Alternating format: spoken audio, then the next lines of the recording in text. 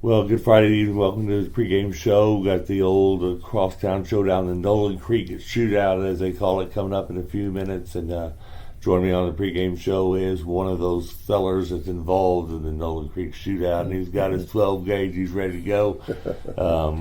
Taking on them Harker Heights Knights. And Yep. Coach, not been the season you wanted. Yeah. The kids have been playing hard, a lot of injuries, playing with a lot of young kids in the first place. You knew this was going to be a year of a transition. Yeah. But you're coming into a team games. It doesn't matter who's out there. It doesn't matter if you have the best or the worst talent in the world, because this is Killeen Harker Heights, and it's just one of those games. Yeah, that's exactly right. Anytime you get these crosstown rivalry games, and these schools match up, you never know what you're going to get. The records, and so many times in this game, the record does not matter. These kids, they have to live with one another every single day. They have to see each other every day, so they're going to come out and they're going to fight, and it'll be a very good game, and our kids are going to be chomping at the bit to play Heights, and I'm sure Harker Heights is going to be chomping at the bit to play Killeen. That's just what it is here when these crosstown schools play one another. Yeah, because last week Shoemaker was a big underdog, really, going into that game if you got on paper. Yeah. And it ended up in overtime with a 2-point conversion to win it. Yeah, you can't never just say, hey, well, we're supposed to beat this team and take it easy, in these crosstown rivalries, because they never end up like you think they're going to end up. So it'll be interesting. So I look forward to the game. Hopefully, my team can come out and play some mistake-free football. We haven't done that all year long, and we really felt like we've shot ourselves in the foot in several games. And that comes from inexperience and being a young football team. But we have to overcome those mistakes and play a mistake-free football game against a very good football team in Harker Heights if we're going to have a chance. Yeah, you look over there and you see Rashawn Sanford averaging 300-plus yards a game. He can just take off and he's gone in a minute. He's like trying to grab the wind when you tackle him because of his quick movements. You've got Emory Arthur, who's similar to that, with a little small stature and ability to move quickly. So you know a guy like that, and you practice against a guy like that. But you've got a good quarterback over there, Dylan Blake, who's able to control the offense, throw the ball, run whatever. Yes. They're well-rounded on offense and defense. They are. They do. When you watch them on film, offensively, they're not any holes. They run the ball well. They pass the ball well. Their kids, they have skilled kids. They have linemen. They have it all. There's no holes there, and they do a great job of taking advantage of the talent that they have on that side of the ball. I really, for us, our best defense is going to be our offense. Is taking the ball and just trying to drive the ball and keep the ball away from Harker Heights' offense. They're putting up a lot of points. And like I said, Rashawn is that kid is. You're not going to stop a kid like that. We got to try to slow him down, but you're not going to stop a kid like that. He's a tremendous talent and plays well every single week. And so we'll have our hands full trying to slow him down. But the best way to slow him down is if he's standing on the sideline and we have the ball and we kind of eat up some clock. So our best defense is going to be a great offense. Yeah, and a great offense you do have, and it's coming along nicely with some youngsters out there for you. Yeah.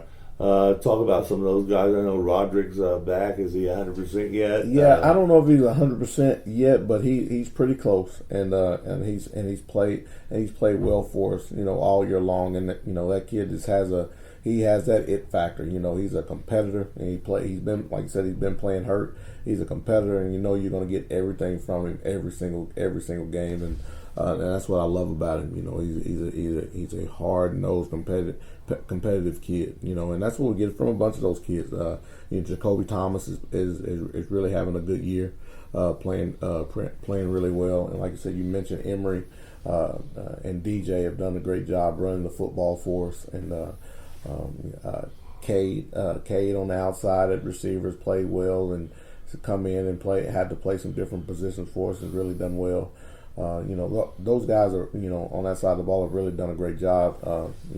we're just we're battling the injury bug over there up front. We're really thin on our offensive line, but those guys, they're playing hard, they're playing hurt, and they're doing everything that we're asking them to do, and that's all we can ask, and that's all I can ask as a coach is to get that kind of effort from them every single day.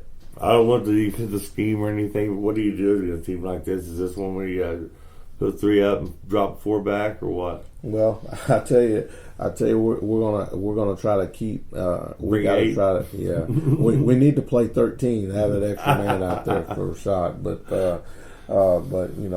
we're gonna try to keep him bottled up and not let him get those running takeoffs on us. But it's like I said, he's a great football player, and he's we have to try to find a way to slow him down. On your defensive side of the ball, you got some great guys too, though. Yeah, we do. And Aaron Barnwell's probably been the leader on our side of the ball. On the defensive side of the ball for us, and he's playing really well. And Jamil Larkins is playing, another senior defensive lineman is playing really well for us. And secondary guys are doing a great job. We're if we can try to slow them down running and make them throw the ball, we're sitting second in the district in passing defense. So our secondaries played well all year long. So it's some guys on that side of the ball that are playing their tail off, and like I said, they're playing hurt, and but they're giving it everything they got in every single game, and that's what makes me proud of them. Well, of course, we recorded this on Wednesday.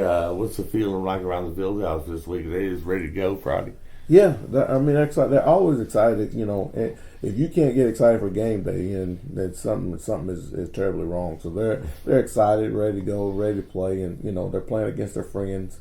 So they it's always a little added special treat there when they get to play against their friends, because they everybody wants those bragging rights. So they're all excited and ready to go. Yeah, I've seen a few smiles out there, and not a whole lot of pushing and shoving. It's been and that's what I love about these inner city games. In there, they shake hands afterwards because they grew up together a lot of them. You see them after the game and they hug one another, shake each other's hands. They get after it, during the game, but after the game they go back. They're friends. It's like they were before the game. So, and that's always good to see. These kids doing the right things. They get after it when they're supposed to get after it, but when it's over, they go. They're friends, and they hang out together, and that's the way it's supposed to be. Yeah, that's the way it's supposed to be. We used to have back in the old Willie Nelson days too. Yeah. So you're getting ready to head out to the floor. I mean, you're walking in Letterman's walk. Yeah. Got to go the other side, but that don't mean nothing. It's still your field. Yeah, that's exactly. It doesn't matter for us. We're anytime we can play in Leo Buckley, it feels like a home game for us. We practice out there every day. We get on the visitor side. We're on the home side. It doesn't matter. We're just glad to have a home football game and excited to have the opportunity to go play again. Yeah, we winning this game, we try to shot the playoffs. Yeah. Well, I think three wins. It gives you a shot to get in. And for us, we got 3 ball games left. So all we can do is try to take them one at a time and focus on trying to get a win against Hawkeyes tonight. Thanks, Sam. Appreciate you. All right. Thank you. Go Roos.